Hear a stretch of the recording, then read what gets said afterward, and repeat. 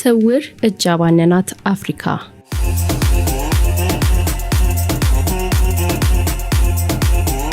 በዚህ ሳምንት መግቢያ ኡጋንዳ ከጀርመን ጋር ያላትን ወታደራዊ ግንኙነት ማቋረጧን ቢቢሲ ዘግቧል።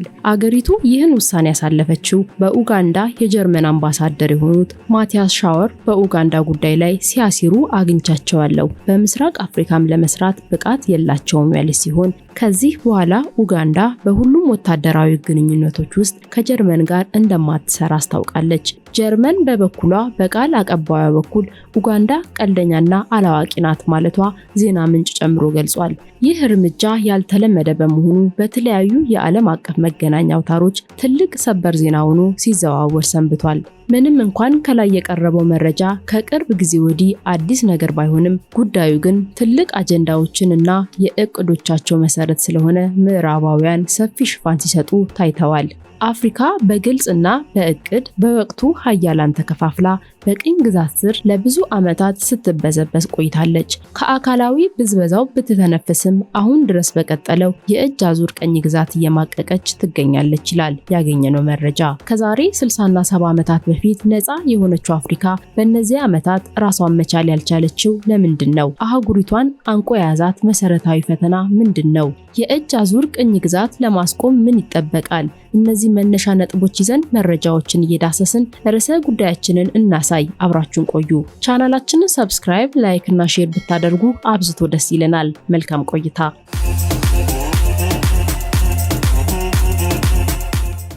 የሰው ዘር መነሻ፣ የተፈጥሮ ጸጋ፣ ገጸ በረከት፣ ጠንካራና ወጣት ያስዋባት አፍሪካ ይሄ ማንነቷ የተገለጠላቸው ራሷ እንኳን ሳታውቀው ቀድመው የቀሰሟት ስለሷ ከሷ በላይ ከጅምሩ ያወቁት ሌሎች ነበሩ። ምዕራባውያኑ የ1884ቱን የበርሊን ኮንፈረንስ ባጀባ አጽድቀው በራሷ ሀብት አንገቷ እንድትደፋ አድርገው ራሳቸውን አቅንተው ለቀዋት ሲወጡም እንዳታገግም የሚያደርጉ ወቅቶች እየጠበቀ የሚፈነዳ ጥልቅ ፈንጂ ቀብረው ሄዱ። ይህ ታሪክ አድምቆ የጻፈው ዛሬ ሀቅ ትልቅ ሞተር ሆኖ አፍሪካን በድህነትና ሰላም በማጣት እያላጋ ህዝቦቿን አንገት እያስደፋ ዘመናትን አሳልፎ ዛሬ ደርሷል። ጋዜጣ ፕላስ ያናገራቸው በአዲስ አበባ ዩኒቨርሲቲ የሰላምና ደህንነት ትምህርት ክፍል መምህርና ተመራማሪ የሆኑት ዶክተር ሙሉጌታ አየለ ሲያብራሩ አፍሪካ ችግሯ በግንባር ቀደምነት የሚመነጨው ከራሷ ነው። አፍሪካውያን ራሳቸው ያላቸውን የተፈጥሮ ሀብት የተረዱና ለመጠቀምም ዝግጁም ብቁም አይደሉም። ምንም እንኳን ቅኝ ግዢዎች በጎሳ በሃይማኖትና በመደብ አፍሪካን በትነዋት ቢሄዱም ይህን ተረድቶ በማስተካከል ላይ ሊሰራ የሚችል አካላዊ መሪ አልታየም። አፍሪካውያን ከመደጋገፍና እንደ አንድ የተፈጸመባቸውን ታሪካዊ በደል በስራ ከመመለስ ይልቅ እርስ በርስ ሲገፋፉ ነው የቆዩት። ሌላው የአፍሪካ ችግር የአፍሪካውያንን ጉዳይ ለመፍታትና ለመወያየት የሚሰየሙት ምዕራባውያን ናቸው። አፍሪካ በጸጥታ ምክር ቤትና በተባበሩት መንግስታት ያላት ቦታ አናሳ በመሆኑ የአፍሪካን ጉዳይ የሚወስኑት አሁንም እነሱ ናቸው። ለዚህ አመክንዮ በኢኮኖሚ አለማደግና ተጽዕኖ ለመፍጠር አለመድረስ ነው እንደ ዶክተር ሙሉጌታ ገለጻ። ለዚህ መሰረት የሆነውን የተፈጥሮ ሀብት እንዳትጠቀም የተለያዩ የውጭ ኃይሎች በተለያዩ ሰበብ እየገቡ ፍርፋሪ እየበተኑ ወደ ራሳቸው ያጓጉዛሉ። ከአልጀዚራ ጋር ውይይት የነበራቸው የቀድሞ የአፍሪካ ህብረት አምባሳደር አሪካና ቺሆምቦሪ ለዚህ ማሳያቸውን ተናግረዋል። አምባሳደሯ በምዕራብ አፍሪካ በዩራኒየም ማዕድን ማውጣት ላይ የተሰማሩ ፈረንሳውያን ለአገሪቱ መንግስታት 80 ሳንቲም ብቻ በመስጠት ማዕድኑን ይወስዱና እነሱ ግን ለዓለም ገበያ በ200 ዩሮ ይሸጡታል ብለዋል። በዚህም አህጉሪቱ መጠቀም በምትችለው ልክ ሳትጠቀም ሁሌ ተረጂ ሆና እንድትኖር ሲያደርጓት ቆይተዋል። ይህንን ይላሉ አምባሳደሯ አፍሪካን ከመቼውም ጊዜ በላይ እየተረዱ መጥተዋል። ለዚህ ነው በተለይ ከቅርብ ጊዜ ወዲህ በቃ የሚሉ አፍሪካውያን እየመጡ ያሉት። በዘርፉ የተደረገ አንድ ጥናት ባወጣው መረጃ በተለይ በ2001 እና በ2022 ማሊ ያወጣችው ቆራጥ የውጭ ፖሊሲ ለቀጠናው ሀገራት በድንገት መባነን ወይም መቃተት መነሻ ሆነ ይላል። ፈረንሳይ በቀጠናው የጦር ቤዟን ለረጅም ጊዜ ያቆየች ቢሆንም ማሊዎች ግን በዚህ በኩል የሚመጣ ገዛ በቃን አሉ ይላል ጽሑፉ። ለዚህ መንስኤው ሽብርተኝነትን እናስወግድላቸዋለን የሚለው ቃል ሳይሳካ ጭራሽ ሽብርተኝነት ተባብሶ መቀጠሉ ነው ሲል ያብራራል። ይህም ታሪካዊ የኒዮ ኮሎኒያሊዝም አርበኝነት ተብሎ በታሪክ ተጽፏል። ይህን ችቦ እነ ቡርኪና ፋሶ፣ ጊኒ፣ ጋቦን፣ ኒጀርና ኡጋንዳ አጠናክረው አቀጣጠሉት።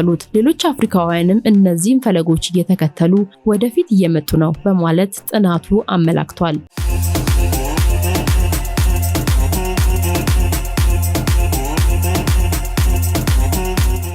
እንደ ዶክተር ሙሉጌታ አፍሪካ ጠንካራና የማይናወጥ ተቋም የላትም። ከመንግስት ተጽዕኖ፣ ከማንኛውም የፖለቲካ ፓርቲ አመለካከት፣ ከጎሳ ወይም ከዘር የጸዳ ቀጣይነት ያለው ተቋም የላትም። ይህም አህጉሪቱ ችግሮቿን በራሷ እንዳትፈታ አድርጓት ቆይቷል። በዚህም ክፍተት መግቢያነት የውጭ ኃይሎች ሌላውን ብዝበዛ የሚያስጀምር መደላድል ተፈጠረላቸው። በተለያዩ ሰበቦች አህጉሪቱ ሌላ ዙር ጭቆና ውስጥ ገባች።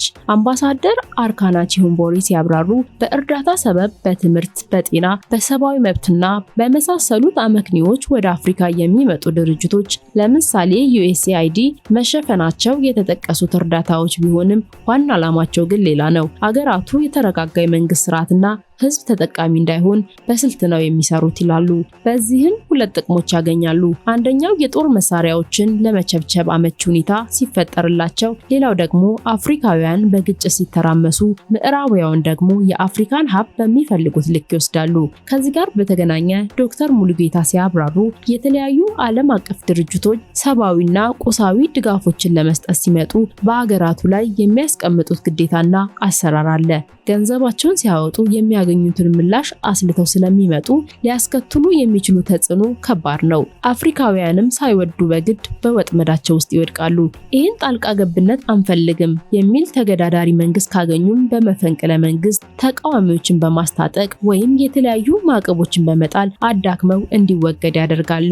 ለዚህም ምሳሌ ሊሆን በሚችል ልክ በዚህ ወር መግቢያ ላይ ምዕራብ አፍሪካውያኑ ሴኔጋልና ቻድ የቀድሞ ቀኝ ገዢዎቻቸው የነበረችው ፈረንሳይ ከቀጠናው እንድትወጣ መጠየቃቸውን አይቮሪ ኮስት ተቀላቀለችበት ሲል ቢቢሲ መዘገቡ ይታወሳል። ይህን እርምጃ ተከትሎ ገና በመጪው ዓመት ጥቅምት ላይ አገራዊ ምርጫ እንደሚደረግ እየታወቀ መፈንቅለ መንግስት ሊፈጠር ይችላል የሚል ውዥንብር የተለያዩ ዓለም አቀፍ የመገናኛ አውታሮች አልጀዚራን ጨምሮ እየተራገበ ይገኛል። ማዕቀብ የሚጥሉት ቬቶ ፓወርስ የሚባሉት ቻይና፣ ፈረንሳይ፣ እንግሊዝ፣ ሩሲያና አሜሪካ ሲሆኑ ዓላማቸውም ከሞላ ጎደል አፍሪካን አዳክሞ ሀብቷን መጠቀም በመሆኑ ይህን የሚያሰናክል ስርዓትን በማዕቀብ ሲቀጡ ቆይተዋል፣ እያደረጉትም ይገኛሉ። ለዚህ ማሳያ ይሆን ዘንድ የቀድሞ የዚምባብዌ መንግስት የዚምባብዌ ፕሬዝዳንት ሮበርት ሙጋቤን መጥቀስ ይቻላል። ከቅኝ ግዛት በኋላ ነጮች የያዙትን መሬት ለዚምባብዌያን በመስጠታቸው ብዙ ማዕቀቦች ተጥሎባቸዋል። አፍሪካውያን ወንድሞቻቸውን ፈለጋቸውን ከመከተል ይልቅ ሸማቂዎችን ሲያደራጁባቸው ነበር። እንደ ዶክተር ሙሉጌታ ገለጻ ዘገባዎች እንደሚያሳዩት በቅርቡ ምዕራባውያን ከሀገራችን ይውጡ በማለት ያዘዙት አፍሪካውያን ኡጋንዳ፣ ኒጀር፣ ጋቦንና መካከለኛ አፍሪካ ሪፐብሊክ ማዕቀብ ተጥሎባቸዋል። ሮይተርስ በዘገባው እንዳብራራው የቡርኪና ፋሶ ፕሬዝዳንት ኢብራሂም ትራኦሬ ፈረንሳይን ከሀገራቸው በማስወጣታቸውና የቡርኪና ፋሶን ሀብት ለቡርኪና ፋሶውያን በማለታቸው ለአምስተኛ ጊዜ የግድያ ሙከራ ተደርጎባቸው ማምለጣቸውን አስነብቧል። ይህም ሊፈጸም የነበረው ፕሬዝዳንቱ እንደተናገሩት በአፍሪካዊቷ አይቮሪ ኮስት በሚደገፍና በሷ በኩል በፈረንሳይ በሚዘወሩ ሸማቂዎች ነው። ፕሬዝዳንቱም አገራቸው ሊገጥማቸው የሚችለውን የኢኮኖሚ ችግር ለመጋፈጥ ዝግጁ ናት በማለት በቆራጥነት ሲመክቱ ተስተውለዋል። ይህ በ1960ዎቹና 70ዎቹ ጀምሮ የታለመ ዓላማ ቢሆንም በብዙ ፈተናዎች ተስተጓግሎ ሳይሳካ ቆይቷል። አሁን ላይ የነቃና ቆራጥ አመራር በራሳቸው ምዕራባውያን እርዳታና ጣልቃ ገብነት ጀርባ ባይፈጠው ዓላማ ቀስቃሽነት እየባነነ ይመስላል። ይህ መባነን አፍሪካን ከሸመቀቃት ጎሰኝነት፣ ሙስና፣ ስግብግብነት፣ ሴረኝነትና ግለኝነት የራቀ ለህዝብና ለአገር ብሎም ለአህጉር አንድነት የሚሰራ ስርዓት ያመጣል። አፍሪካዊ ማንነትን፣ ህብረትን፣ መከባበርን፣ አብሮ መስራትንና የመሳሰሉትን የተላበሰ ትውልድ ለመፍጠር የትምህርት ካሪኩለሞችን በአገራዊ ዕውቀቶች ቃኝቶ እንደ የአካባቢው ተጨባጭ ዕውቀት በማስተካከል ታላቅ አፍሪካ መፍጠር ይቻላል ይላሉ ዶክተር ሙሉጌታ። አፍሪካውያን ቋንቋቸውን፣ መግባቢያቸውን፣ መገናኛ አውታሮቻቸውን አፍሪካዊ አድርገው የሚሰሩ ከሆነ ጠንካራ በራሷ የቆመች የተሻለ አህጉር በቅርቡ ልናይ እንችላለን።